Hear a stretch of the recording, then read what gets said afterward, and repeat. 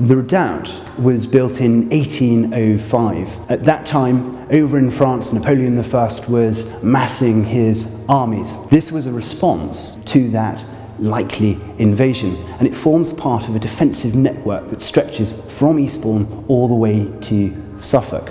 It is the best preserved and has the least intervention and accretions added during the 20th century, the others having a lot of sort of military fortifications added for the First and Second World War.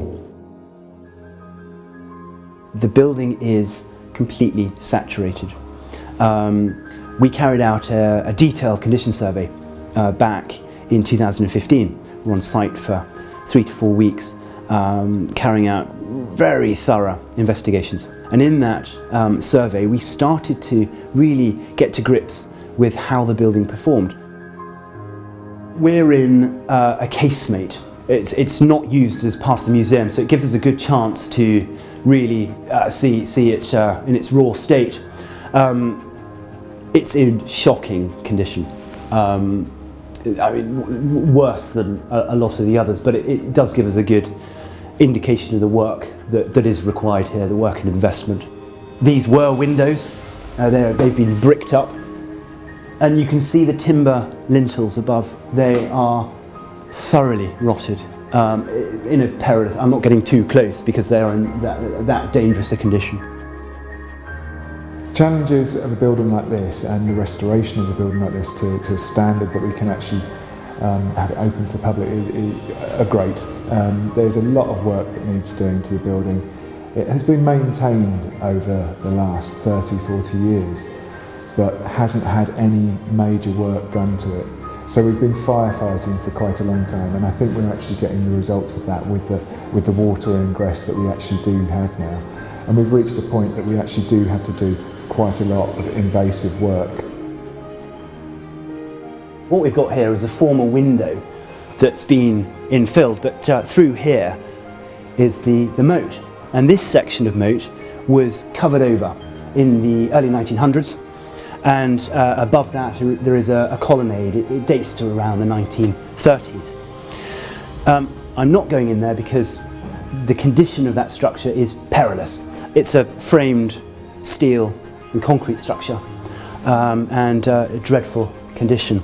But the plans are to remove that section of the infill to expose the moat, and then we will get a true sense of this moat around this central fort.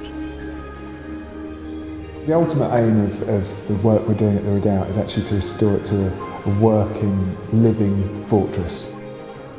For such an important building, its profile within the local community really isn't what it should be. Now, a challenge we've got is the funding. These works are really expensive, and we really want this to be at the centre of the community. In fact, for it to succeed, it really does need to be held in their hearts and to capture their imagination.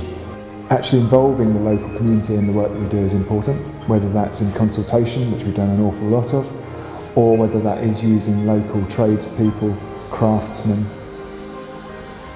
We are working very closely with Eastbourne. We're building on our relationship that we've developed during our work at the Congress Theatre, one of the 5 most important modernist theatres. You couldn't get more of an extreme Napoleonic garrison fort here.